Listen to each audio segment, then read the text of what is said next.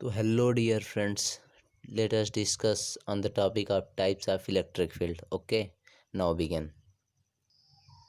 तो dear friends, ये रहे दो टाइप का इलेक्ट्रिक फील्ड के, कि कंजर्वेटिव, दूसरा नॉन कंजर्वेटिव। ठीक है, तो पहला है इस कंजर्वेटिव का क्या होता है कि ये पाथ पे इंडिपेंडेंट रहता है, पाथ पे डिपेंड नहीं करता लेकिन पोजीशन पे डिपेंड करता है। ठीक है, और दूसरा नॉन कंजर्वेटिव क्या करता है, ये पाथ पे ही डिपेंड करता है, ये कैसा पाथ है उस पर डिपेंड करेगा, कितना इसका डिस्टेंस है, कितना वेलोसिटी से जा रहा है, ये पाथ पे डिपेंड करेगा, पोजीशन दोनों पे डिपेंड करेगा। लेकिन ये पाथ पे इंडिपेंडेंट रहेगा, पाथ पे डिपेंड ही नहीं करेगा, पोजीशन पे ओनली डिपेंड करेगा। तो इसका क्लोज्ड पाथ का जो जितना भी वर्क रहेगा जीरो रहेगा, लेकिन नॉन कंजर्वेटिव का जीरो नहीं होगा। ठीक है, तो ये तो रही बुक की बातें, लेकिन हम आपको एक कॉन्सेप्ट सिखा देना चाहते हैं कि कैसे मालूम किया जाता है कि कंजर्वेटिव कौन सा है, नॉन कंजर्वेटिव कैसा है। ठीक है, तो ये इम्पॉर्टेंट है, ये इम्पॉर्टेंट है, इसको हम नोटेड पहले से नहीं किए थे, हम आपको सामने से बताना चाहते थे कि जैसे एक आता है curl E equal to zero रहेगा तो कंजर्वेटिव रहेगा, कर्ल इज इक्वल टू अगर नॉन जीरो रहेगा तो नॉन कंजर्वेटिव रहेगा। ठीक है, कर्ल ई होता क्या है हम ये आपको समझाएंगे। कर्ल ई क्या होता है, ये delta into E is equal to zero होगा। तो डेल्टा, ये डेल्टा क्या होता है, डोगा बाई डोगा एक्स। ये क्या होता है, ये partial differentiation of x plus डोगा बाई डोगा वाई प्लस डोगा बाई डोगा जेड। ये आई कैप में, ये जे कैप में, ये के कैप में। ठीक है फ्रेंड्स, ये है, ये सब पार्शियल डिफ्रेंसिएशन है। ये कैसे लगेंगे, तो ये रहेगा कि जैसे अगर एक्स है तो अगर ऊपर एक्स रहेगा तभी ये डिफ्रेंशिएट करेगा, बाकी कांस्टेंट समझ के जीरो कर देगा। ठीक है, ऊपर वाई रहेगा यानी जे एक्सिस का ही रहेगा तभी डिफ्रेंशिएट करेगा, नहीं तो कांस्टेंट समझ के जीरो कर देगा। इसका ये है। ठीक है, और ये इलेक्ट्रिक फील्ड क्या है, E x i cap plus E y j cap plus E z k cap. ठीक है, तो डियर फ्रेंड्स ये रहा कर्ल ई। ठीक है, कर्ल ई का कॉन्सेप्ट आप समझ गए हैं। इसमें delta into E is not equal to zero तो नॉन कंजर्वेटिव रहेगा, अगर ये जीरो हो गया तो कंजर्वेटिव रहेगा। तो इस पे हम 2-3 न्यूमेरिकल दे के आपके कॉन्सेप्ट को जानेंगे कि कहाँ तक आप समझ पाएँ। ठीक है डियर फ्रेंड्स, तो फ्रेंड्स इसमें हम जानेंगे कि इसमें इलेक्ट्रिक फील्ड, इन तीन इलेक्ट्रिक फील्ड में से कौन सा कंजर्वेटिव इलेक्ट्रिक फील्ड है, कौन सा नॉन कंजर्वेटिव। ठीक है, तो इसमें कंजर्वेटिव जानने के लिए कर्ल इन टू ई, ये अगर जीरो हो जाएगा तो कंजर्वेटिव होगा। तो ये क्या होता है, डोगा बाई डोगा x of E x plus डोगा बाई डोगा y of E y plus डोगा बाई डोगा जेड ऑफ ई जेड। तो ये ई एक्स क्या है, टू है तो कांस्टेंट है तो जीरो हो जाएगा। ई वाई कितना है, थ्री है तो ये जीरो हो जाएगा। ई जेड कितना है यानी के एक्स के का ये फोर है तो ये जीरो, यानी ये जीरो आ गया तो ये कंजर्वेटिव होगा। इसका अगर जीरो आ जाएगा तो कंजर्वेटिव रहेगा, तो ये क्या हो जाएगा, कंजर्वेटिव इलेक्ट्रिक फील्ड। ठीक है, ये क्या होगा, तो अगर ई एक्स की जगह पे एक्स रखेंगे तो एक्स एक्स कट जाएगा, एक आएगा, एक यानी जीरो, वो कांस्टेंट है। ठीक है, इसमें भी एक, इसमें भी एक, तो इसका भी कांस्टेंट है तो तीनों का जीरो आ जाएगा। ठीक है, कांस्टेंट और कांस्टेंट यानी एक एक एक, यानी वैल्यू आएगा उसका तीन, दूसरे वाले का तीन कांस्टेंट या जीरो आएगा तो कंजर्वेटिव माना जाएगा। ठीक है, कंजर्वेटिव इलेक्ट्रिक फील्ड ये हो गया। और तो ये क्या होगा, ये एक्स, अगर इसको हम एक्स वाई को डिफ्रेंशिएट करेंगे तो डोगा बाई डोगा एक्स केवल एक्स को डिफ्रेंशिएट करेगा, वाई को नहीं कर पाएगा, तो वाई बच जाएगा यहाँ पर। ठीक है, जब वाई बच जाएगा तो एक नॉन जीरो आ गया, तब एक नॉन जीरो पहले ही आ गया तो ये क्या हो जाएगा, नॉन कंजर्वेटिव। ठीक है फ्रेंड्स, नॉन कंजर्वेटिव, इसे इरेज कर देते हैं, E field, non conservative electric field. ठीक है फ्रेंड्स, तो ये हमारा कॉन्सेप्ट हो गया, हम सीख चुके हैं कंजर्वेटिव कैसे जाना जाता है, नॉन कंजर्वेटिव कैसे जाना जाता है। अब हम जानेंगे कि types of region and space charge density का क्या महत्व है, और डाइवर्जेंस ऑफ इलेक्ट्रिक फील्ड ये क्या होता है। कुछ लोग तो पहली बार सुन रहे होंगे लेकिन हम आपको समझा देते हैं ब्रीफली कि टाइप्स ऑफ, इसको पहले हम इरेज कर देते हैं। ओके, तो डियर फ्रेंड्स अब हम जानेंगे कि types of region and space charge density होता क्या है और डाइवर्जेंस ऑफ इलेक्ट्रिक फील्ड क्या होता है। ठीक है, तो divergence of electric field, curl E जो होता है, कर्ल ई यानी डेल्टा इंटू ई, ये रो बाई एप्सिलॉन नॉट के बराबर हो जाएगा तो ये डाइवर्जेंस हो जाएगा। ये रो क्या होता है, ये रो है क्या, space charge density, space charge density, space charge density और वॉल्यूम चार्ज डेंसिटी भी हम इसको कह सकते हैं। ठीक है dear friends, volume charge density भी कह सकते हैं। तो ये डेल्टा तो आप जान गए हैं कि पार्शियल डेरिवेटिव है इसका, डोगा बाई डोगा एक्स आई कैप प्लस डोगा बाई डोगा वाई जे कैप प्लस डोगा बाई डोगा जेड के कैप, ठीक है। और ये ई क्या है, ई है E x i cap plus E y j cap plus E z k cap, ठीक है फ्रेंड्स। तो ये आई का आई के साथ होगा तो आई आई कट जाएगा, वन हो जाएगा। और डोगा बाई डोगा एक्स ई एक्स, डोगा बाई डोगा वाई ई वाई, डोगा बाई डोगा जेड ई जेड हो जाएगा, ठीक है। तो ये अगर ये हम जानते हैं ना, क्लास 11th में वेक्टर फॉर्म में पढ़ चुके हैं कि आई इंटू जे का क्रॉस प्रोडक्ट होगा तो वन आएगा। लेकिन आई इंटू, जैसे कि आई का अगर जे के साथ हो जाएगा, आई का आई के साथ होगा तो वन आएगा। और आई का जे के साथ हो जाएगा जीरो आ जाएगा, आई का साथ के साथ हो जाएगा जीरो आ जाएगा, जे का के साथ हो जाएगा जीरो आ जाएगा, ठीक है फ्रेंड्स। तो ये सब हमें रिमेम्बरेबल होना चाहिए। तो इसको हम इरेज कर देते हैं। तो हो गया, ये सब रो बाई एप्सिलॉन नॉट के इक्वल होने चाहिए। अब इस पे हम कुछ न्यूमेरिकल दे देते हैं आपको। तो डियर फ्रेंड्स, इससे कर्ल ई से हम एक अलग फार्मूले को डिराइव करते हैं, देखते हैं क्या आता है। Curl E delta into E is equal to rho by epsilon naught curl E जब जीरो होगा तो ये कंजर्वेटिव चेक करने के लिए होता है, ठीक है। इसका डाइवर्जेंस निकालने का फार्मूला ये होता है, ठीक है।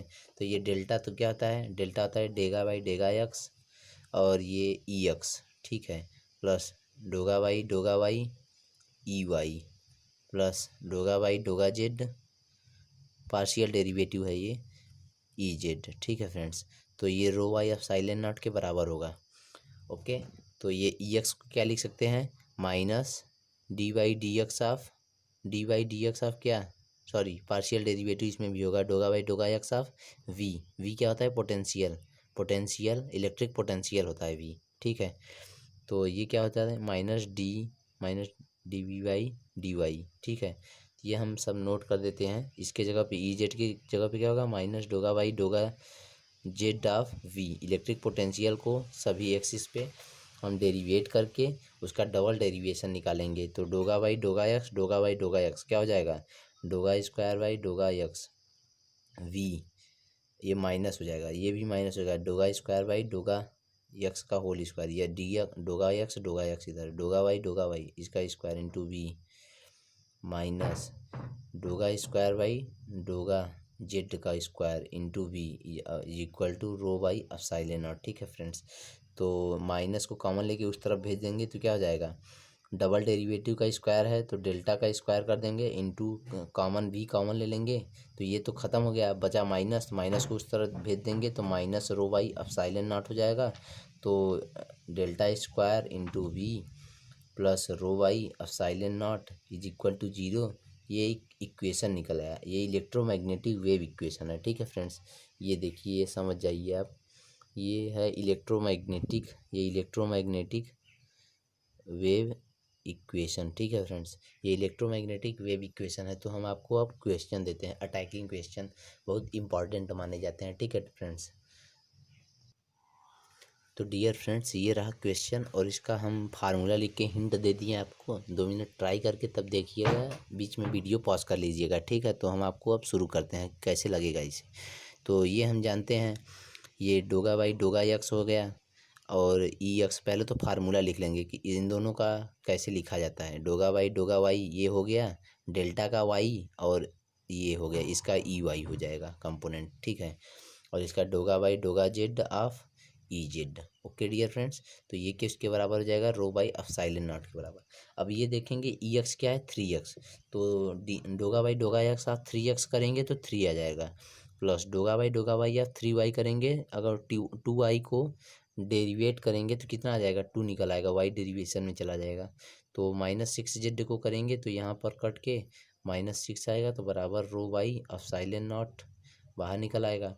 5 में से 6 माइनस है प्लस 5 है तो माइनस एप्सिलॉन 1 बराबर रो बाई एप्सिलॉन नॉट, रो की वैल्यू आ गई माइनस एप्सिलॉन नॉट, तो हमारा चार्ज डेंसिटी निकल आया सॉरी इसमें हम लग रहा है पूछे ही नहीं थे निकालना क्या था, तो हम बताया रो आपको निकालना था, रो अननोन था। ठीक है फ्रेंड्स, रो अननोन था, रो को निकालना था।